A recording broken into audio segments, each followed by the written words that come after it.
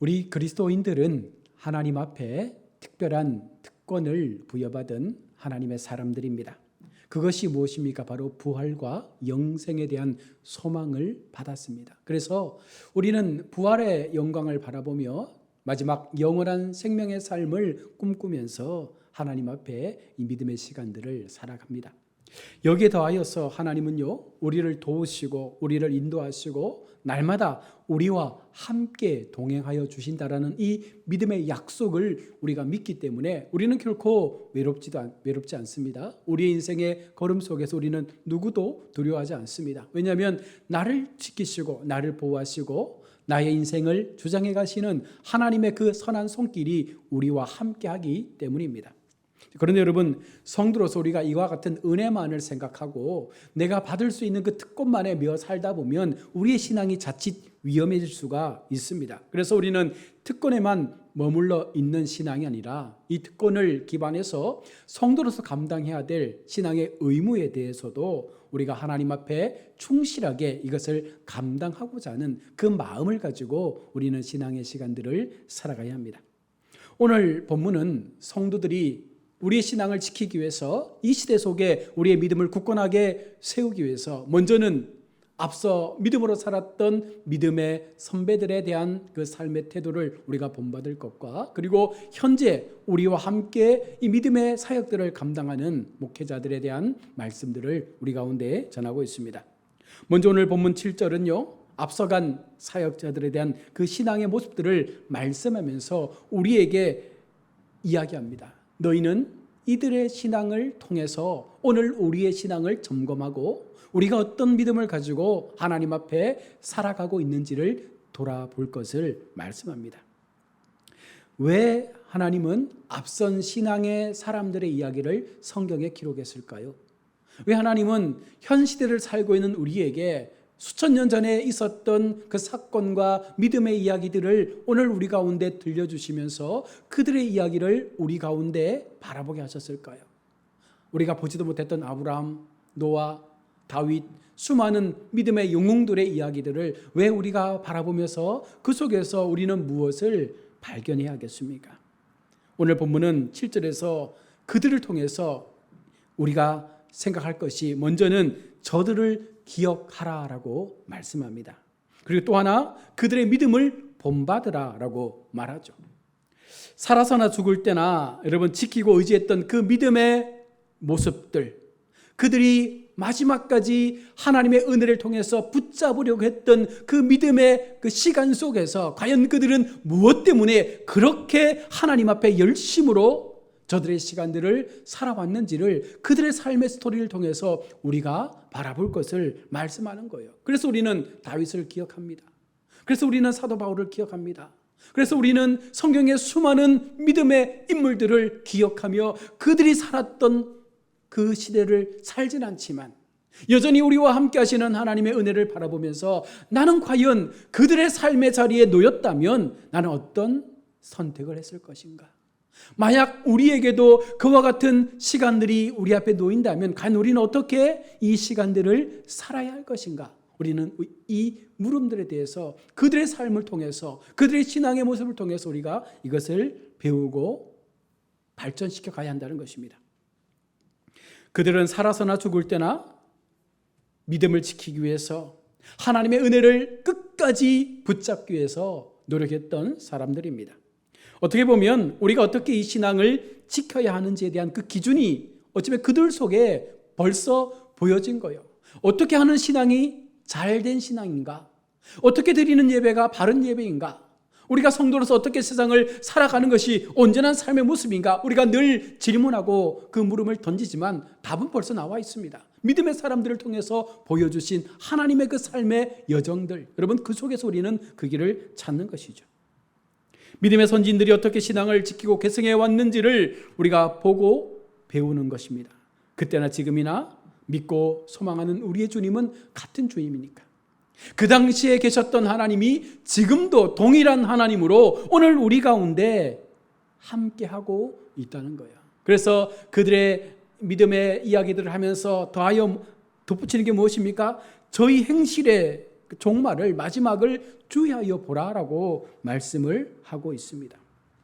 하나님의 말씀을 너희에게 일러주고 너희를 인도하던 자들을 생각하며 그들의 행실의 결말을 주의하여 보고 그들의 믿음을 본받으라. 우리가 믿음을 본받는데 그 본받는 기준이 뭐예요? 그들의 마지막이 어떠했는가를 가지고 그 믿음이 옳은 믿음인지 잘못된 믿음인지를 통해서 우리가 옳은 믿음을 본받아야 한다는 거예요. 만약 여러분들 우리가 세상을 살다가 우리가 죽고 나면 아마 사람들은 우리에 대해서 많은 이야기들을 할 거예요. 특별히 믿었던 사람들, 함께 신앙생활을 했던 사람들은 우리를 바라보면서 야, 저 사람은 저렇게 믿음 생활을 했지, 저렇게 힘들고 어려운 시간 하나님 앞에 기도로 살았지, 수많은 하나님의 은혜를 경험하며 평생의 시간들을 하나님 앞에 드렸지, 많은 이야기들이 나올 거예요. 그런데 여러분, 마지막 우리의 인생이 맞춰졌을 때 어떤 사람들은 우리 저 사람의 신앙은 본받지 말자, 우리 저 사람처럼은 살지 말자, 이렇게 우리의 신앙이 평가될 수도 있다는 거예요. 그래서 우리의 행실을 통해서 우리의 종말을 보는 것입니다. 우리의 마지막이 어떠한지를 보는 거예요. 예수님의 제자들이 있었습니다. 그 가운데 가룟 유다는 그 마지막 행실이 자신이 스스로 목을 매달아 죽음을 선택하는 결말을 보여주었습니다. 무엇입니까? 같은 제자들이 같은 말씀을 듣고 같은 은혜 속에 살아왔지만 한 사람의 마음 가운데 욕심이 들어오게 되고 그 욕심 때문에 예수님을 팔아넘기는 그 죄책감 때문에 결국은 스스로 목을 메어 죽게 되는 결론을 보게 되는 거예요. 우리가 그 사람을 본받지 말자는 거죠. 더 다른 베드로나 요한이나 이와 같은 신앙의 사람들을 통해서 우리의 믿음을 더 굳건하게 세워가자는 것입니다. 우리는 인생의 마지막 모습을 보면서 그 사람에 대한 평가를 할 것입니다. 성도도 마찬가지잖아요. 우리의 인생도 마찬가지 아니겠습니까? 우리가 살아있을 동안 어떤 믿음을 가지고 살았느냐, 우리가 살아있을 동안 어떤 모습으로 세상 사람들에게 우리의 믿음을 증거하며 보여주었느냐, 여러분, 이것이 우리의 종말에 반드시 나타나게 될 것입니다. 이제 히브리서 기자는요, 전에 그들이 가르침 받았던 그 진실한 믿음을 따라야 할 것들을 그들에게 말씀하면서 더 나아가서 우리 주 예수 그리스도는 영원하신 하나님이시며 불변하신 하나님이심을 언급하고 있습니다. 8절에 예수 그리스도는 어제나 오더니라 영원토록 동일한 하나님이라. 앞서 말씀드린 대로 1000년 전에 믿었던 하나님, 2000년 전에 믿었던 하나님, 그 하나님이 오늘 2024년 우리가 믿고 있는 하나님과 동일한 하나님인 거예요. 그래서 믿음의 선배들이 가졌던 그 믿음의 행위 속에서 우리가 본받을 수밖에 없는 것은 그들이 믿었던 하나님이 오늘 우리가 믿는 하나님과 동일한 하나님이시기 때문에 그 변함없는 하나님의 역사 속에서 그들이 지켜왔던 이 신앙의 모습들이 오늘 우리에게도 고스란히 전수되고 있는 것입니다. 그리스도는 교회의 머리가 되시며 항상 살아계시며 항상 변함이 없으신 불변의 하나님이십니다. 따라서 믿음의 조상들이 그렇게 지켜왔던 그리스도를 본받아 오늘 우리도 주님을 본받아 흔들리지 말고 이 믿음에 굳게 서는 삶을 끝까지 살아내야 한다는 거예요. 더 나아가서 잘못된 믿음의 행위들을 우리가 행하지 말고 한 걸음 더 나아가 우리 속에 수많은 유혹과 여러 가지 많은 고통의 시간들이 온다 할지라도 결코 이 믿음에서 물러나는 일이 없도록 끝까지 하나님 앞에 그 믿음의 선배들을 통해서 믿음의 선진들을 통해서 우리의 신앙들을 더욱더 힘있게 세워가야 합니다. 자, 그러면서 덧붙이는 말씀이 있습니다. 여러 가지 잘못된 교훈들에 빠지지 말라는 거예요. 9절의 말씀을 보십시오. 여러 가지 다른 교훈에 끌리지 말라. 여러 가지 다른 교훈에 끌리지 말라. 수많은 교회 속에 많은 교훈들이 존재하는 거예요. 여러분, 성경도 어떻게 보면 하나의 교훈이라 말할 수 있습니다. 그러나 정확한 표현은 성경은 교훈이 아니라 진리의 말씀이에요. 성경은 곧 진리 자체인 거예요. 왜냐하면 하나님이시기 때문에 하나님 자체는 교훈이 아니라 하나님 존재 자체로서 그것이 진리고 오늘 우리가 그분을 통해서 그 하나님을 통해서 우리의 삶에 새로운 어떤 가치를 부여받기 때문에 우리는 그 진리 외에는 어떠한 교훈에 대해서도 우리가 그 마음을 놓아서는 그 마음을 빼앗겨서는 안 된다는 것이죠. 수많은 이야기들이 교회 속에 막 일어나지 않습니까?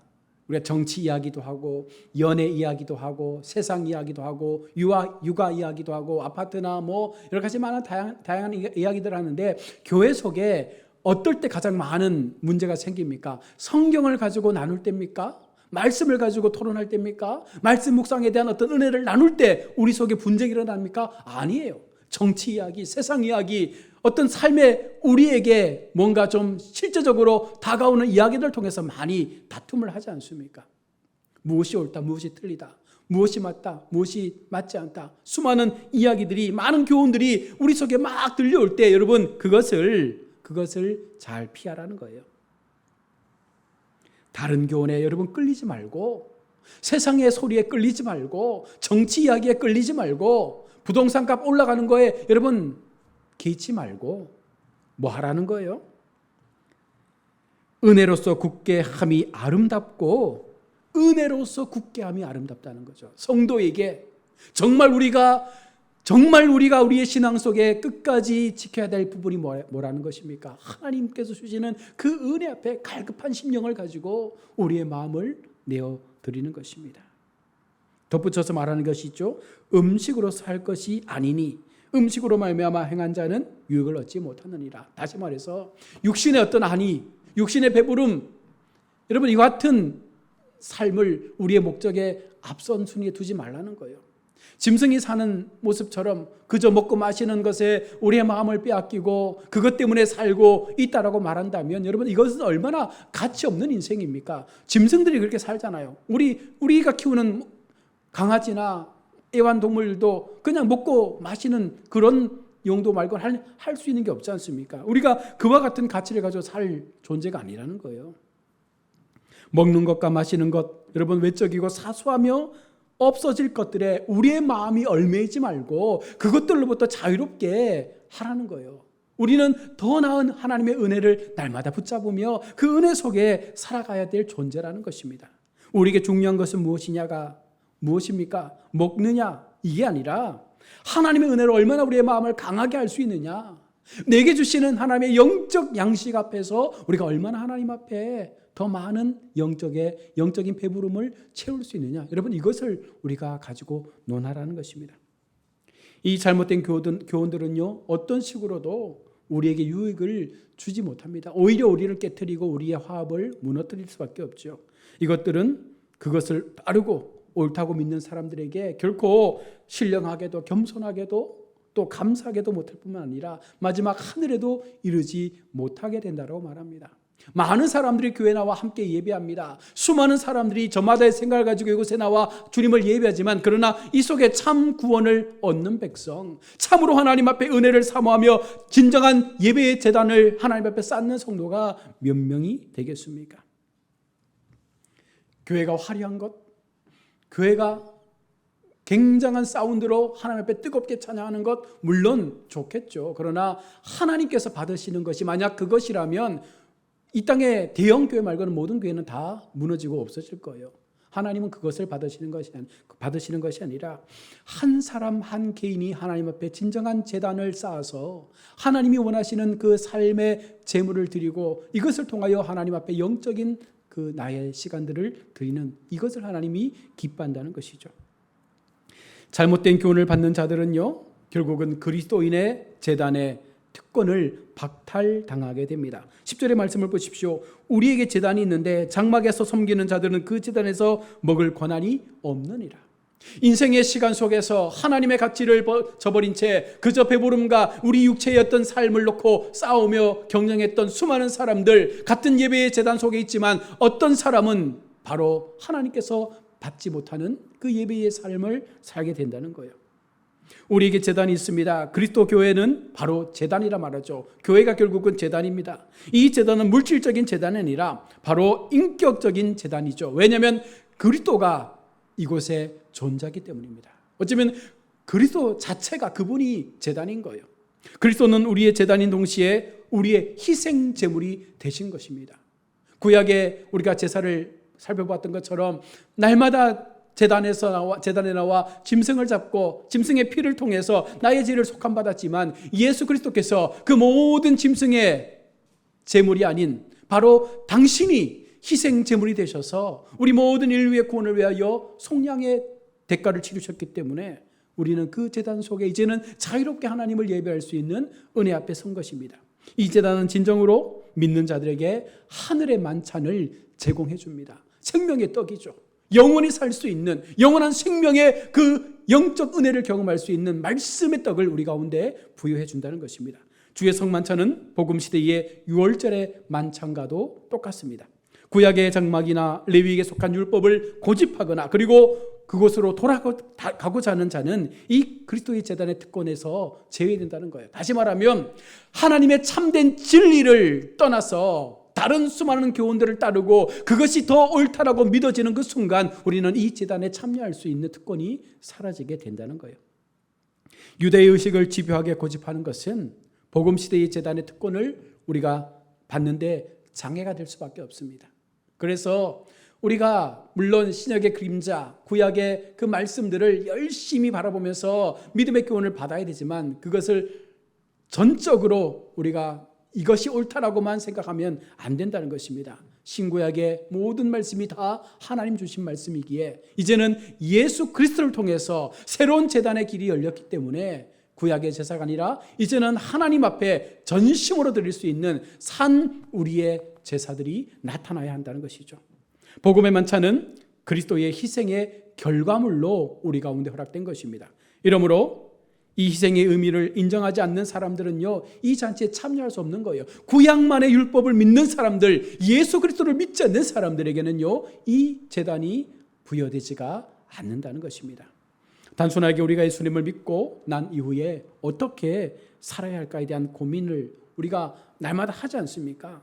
그러면 우리가 성도로서 어떻게 살아야 합니까? 오늘 예수님께서 그 삶의 본을 보여주셨습니다. 예수님은 자신이 치욕을 친히 짊어지고 영문 밖으로 나아가 자신의 몸을 산제물로 그렇게 아낌없이 드렸습니다.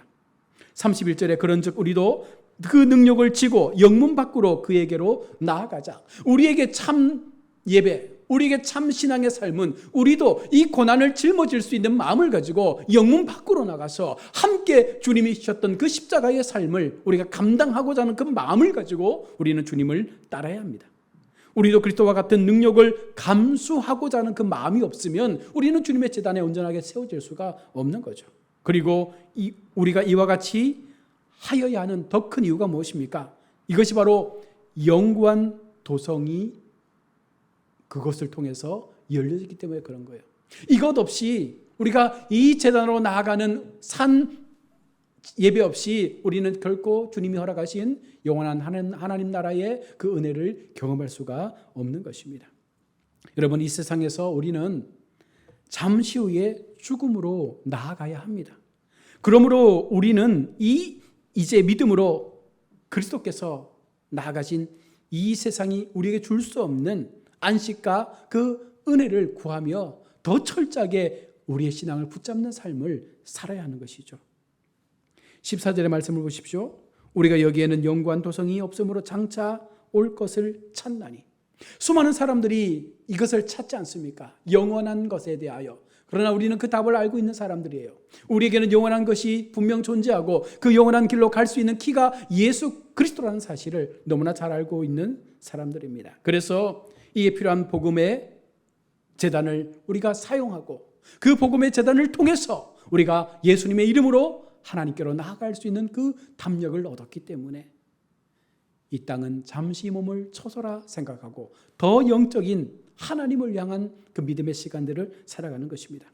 그러므로 참된 성도는요, 주님 앞에 나올 때 과거에는 짐승을 가지고 나왔지만 이제는요, 그런 짐승의 피가 아니라 우리 자신을 하나님 앞에 내어드리는 모습으로 나가야 합니다. 그래서 우리가 희생으로 드릴 수 있는 참된 제단의 예물이 무엇입니까? 오늘 15절로 16절은 그것을 우리 가운데 말씀해 주고 있습니다.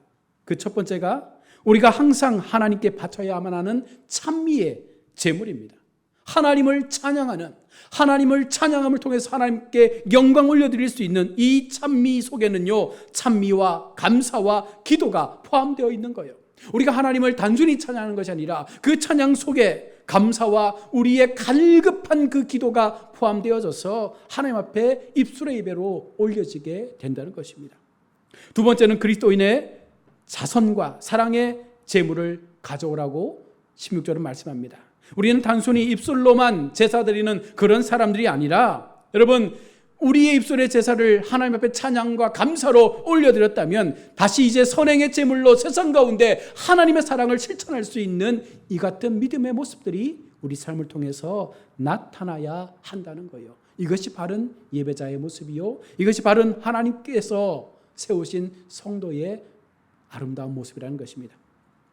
그리고 마지막 17절에서 이제 이 땅에 세워주신 믿음의 사역자들, 목회자들을 통한 그 말씀들을 전하고 있습니다. 우리가 왜 목회자들을 따라야 하는지, 우리 성도들이 왜 목회자들을 섬겨주고 또 그들을 통해서 들려지는 말씀을 아멘으로 받아야 하는지를 말씀합니다. 이것은요, 그들에게 순종하고 또한 그들에게 온전한 가르침에 복종하라는 하나님의 말씀이기도 한데요, 그리스도인들은 사역자들의 가르침에 복종해야 합니다. 그런데 여기서 말하는 이 복종이라는 것은요, 사람에게 하라는 것이 아니라 하나님의 말씀을 대언자로 세워주신, 어쩌면 그 말씀 앞에 우리가 복종하고 그 말씀 앞에 순종하라는 이 말씀을 우리 가운데 하는 것이죠. 이런 의무를 감당하고 있는 우리 성도들이 목회자를 따르고 그 말씀 앞에 순종해야 될 이유가 무엇입니까? 먼저는 이 목회자들은요, 성도들을 이끄는 자로서 그 모든 권한을 하나님께서 부여해 주었다는 거예요. 목회자 자신이 내가 이렇게 할 거야 라고 하는 것이 아니라 하나님께서 그들에게 기름을 부으시고 하나님의 사람으로 세우셔서 한 교회를 맡길 수 있도록 목양의 사역지를 허락해 주시고 그 성도를 품을 수 있는 마음을 주셨기 때문에 이것은 하나님이 주신 사명이라는 것이죠. 또 하나는 이 목회자들은 성도들의 영혼을 돌보는 사람이기 때문에 여러분, 성도들이 다른 길로 가지 않도록, 교인 성도들이 잘못된 교리에 빠지지 않도록 끝까지 지키고 보호해주고 그 영혼이 마지막 하늘나라의 소망 가운데 세워질 수 있도록 인도하며 함께 그 길을 만들어가는 사람이 목회자이기 때문에 우리가 그 말씀 앞에 순종하는 것이고, 마지막 목회자들은 성도들이 어떻게 그 의무를 감당해야 할지를 지도해주고 알려주는 사람들이기 때문에 그것을 우리가 믿고 받아들일 때 여기에 아름다운 연합들이 일어나게 된다는 거예요. 사랑하는 성도 여러분, 하나님께서 히브리서의 13장, 어쩌면 마지막 장에 대한 이야기를 우리 가운데 들려주시면서 그리스도인으로서 우리가 올바른 의무, 올바른 하나님을 향한 예배재단에서의 삶의 그 제물을 갚고 하나님 앞에 나아가고 있는가, 우리 가운데 세워주신 참된 목회자의 그 말씀들을 우리가 얼마나 전적으로 신뢰하며 그 말씀 앞에 순종하고 있느냐, 여러분, 이것들이 우리 속에 분명해져야지만 우리의 신앙은 더욱더 견고하게 세워질 수가 있는 것입니다.